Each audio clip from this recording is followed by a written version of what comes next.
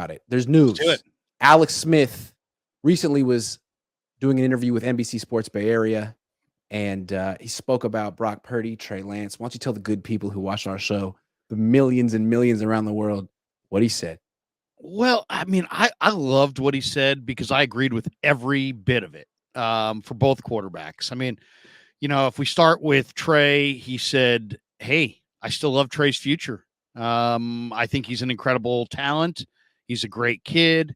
And he just kind of talked about how he's got to block out, the negativity or, the naysayers, the people that question him, and just focus at the task at hand. And between Alex's comments on Trey and then Jeff Christensen's comments, kind of almost promising that, hey, you're going to see a different Trey Lance when camp starts.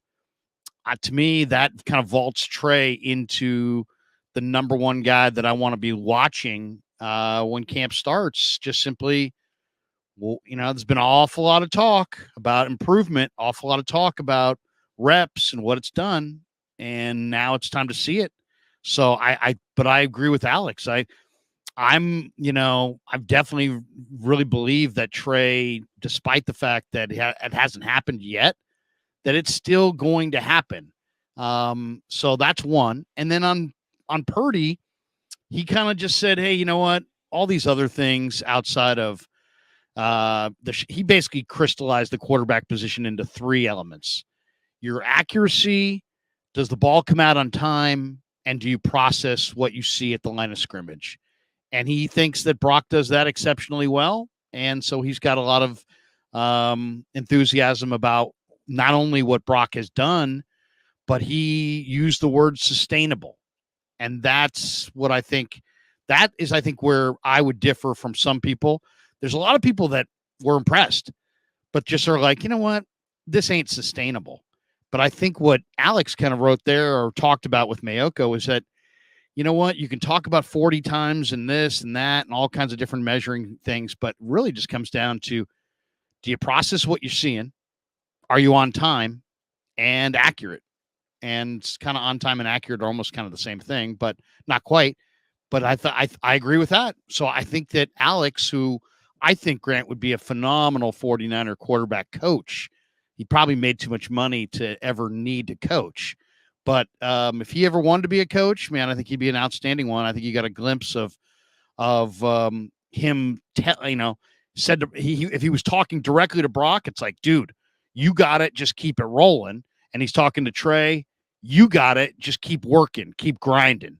And I kind of believe that he's right. I think the Niners have, and we've, you and I and me and Jesse have gone back and forth on the franchise quarterback. And, you guys both are in the mode of, franchise quarterbacks are super rare. And if you had to go one way or another, you'd go that neither of these guys is franchise quarterbacks. I personally disagree. I think we're seeing two franchise quarterbacks, and we're picking the warts on both of them. But in reality, I think when it's all said and done, you're gonna have two guys that you can win games with. So I mean, I thought Alex's comments to Mayoko were really insightful. Yeah, I appreciate how positive Alex Smith is, because I feel like it was a while ago. I mean, I was in high school when they drafted Alex Smith, but he was just buried under an avalanche of negativity for people who didn't really know what they were talking about. I mean, I didn't like Alex Smith when I was in high school and college. I talked. He wasn't good. He wasn't, but at the same time, he was a victim of circumstances. And I think it's important to remember that just because Jimmy Garoppolo had a hot start, it didn't lead to a Hall of Fame career. And just because Alex Smith had a rough start, it didn't mean that he was a bust. He ended up being, he's been to more Pro Bowls than Jimmy Garoppolo's been to. So it's nice to see the one quarterback in Niners history who didn't have that hot start the last 20 years. Kaepernick had it. Jimmy had it. Alex didn't. For him to come out and be like, you know what? Can we give Trey a break? He was 20 when they drafted him. He didn't have experience. I mean, like, he's enthusiastic about Brock too. I appreciate that. I'm enthusiastic about Brock.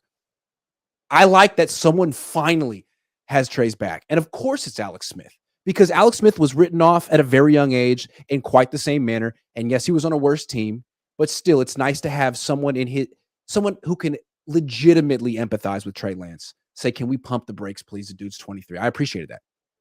Totally. Yeah. I've been waiting for him to comment. I was trying to get him on my channel just because exactly what you expressed. Not only is he positive, but he's got a layer of credibility because he's lived it all. He's been through it.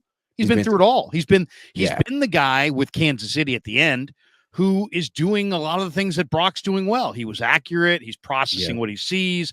He's on time with his throws. He was Brock late in his career, and he was Trey early in his career. But Alex has to live with the stigma of being drafted before Aaron Rodgers. Like, that's unique. That's almost like what Mitchell Trubisky has to live through. And he survived it and flourished in spite of that. That's hard. Yeah. That's hard. Oh, and I'll never forget, because the day he was drafted, we did an interview with Urban Meyer. And I thought Urban Meyer was going to be super, Urban Meyer coached him. I thought he was going to be super glowing. And what Urban Meyer said that day was so eye-opening. He's like, this guy is a really great kid. He's smart. He's this. He's tough. He's football family. Football's important to him. All these traits, incredible traits. Then we're like, Urban, so you think he's going to be really good this year? And he's like, no, he's going to be totally non-functional until he knows every aspect of the offense. Non-functional? I couldn't believe he said it. And I'm like, are you serious? He's going to be non-functional? He's like, yeah, it's going to take him a while. You guys are going to have to be patient. He's going to be completely non-functional until he knows, every attribute of this offense. This offense is quite a bit different than the offense that we ran and that he ran at Utah. And it's just going to take some time. But as long as people are patient, they'll be happy. And it's like, sure enough, Alex Smith was a damn good NFL quarterback, but he at that point was, 9 years in. I think when Harbaugh took over, Alex Smith was going into his 8th year. And that was a huge turn right there. The Harbaugh era is when his career turned. Yep. So I appreciate Alex Smith. Thank you for your candor.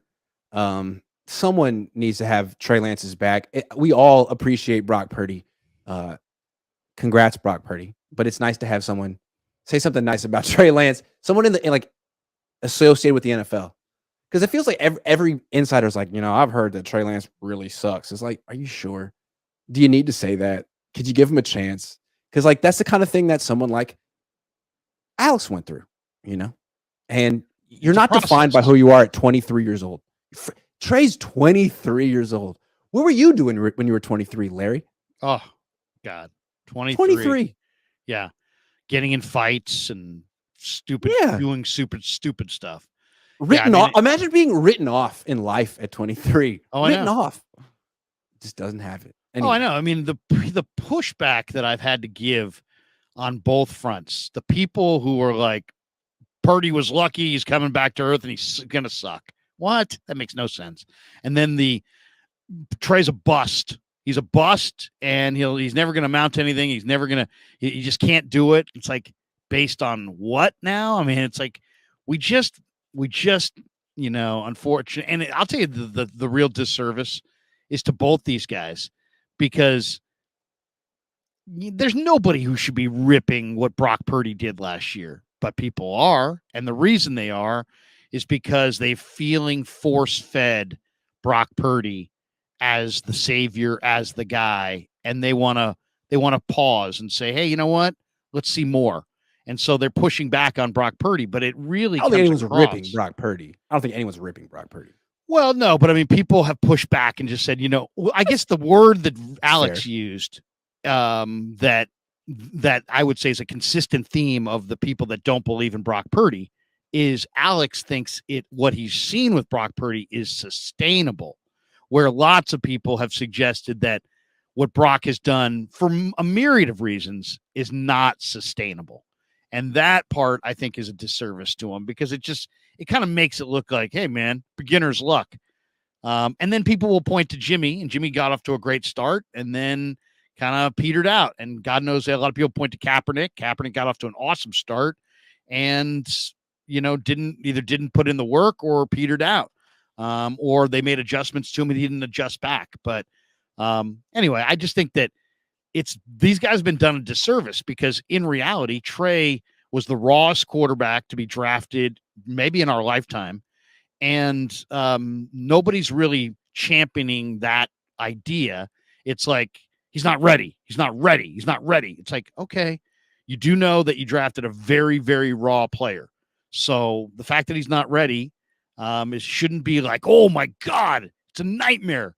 It's like, no, there was a chance of this, and now we're seeing it. The question is, does he get better? Does he continue to get better? We're going to find out this summer, right? And I expect him to be a whole lot better.